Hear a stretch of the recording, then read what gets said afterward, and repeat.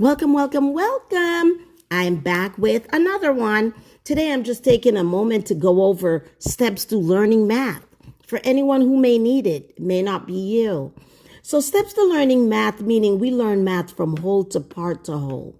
First, we want to know if we're learning how to graph a line, you need to know what does a graph line look like? And then you dive into what are the steps to graphing a line. So you really need to know what the end product is going to look like before you actually learn the steps.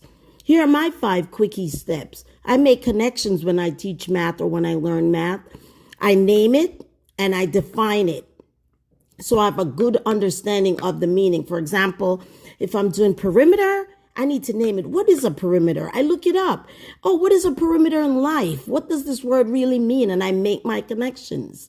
So when I get to the math, I have an idea. I have approximation. I'm close to what that really means. I estimate also if I'm going to find a perimeter of a house as opposed to the perimeter of a park. I think about where am I going to end up with this particular problem? Is this something going to be greater or less? Or, I visualize and I estimate where I'm going. Next, I problem solve. Problem solve simply means this is the key. What are my first steps in solving a problem like this? What are my next steps? What are my second steps? What do I do third? What do I do last? This is key. This could be mental or this can be charted.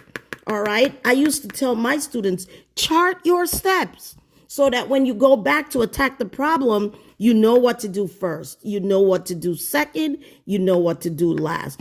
Eventually, you will not need this chart.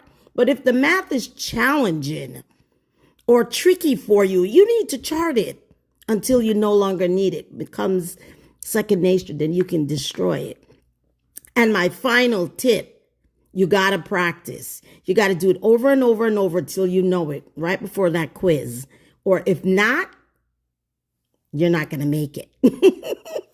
And you want to get that 90%, 100% correct.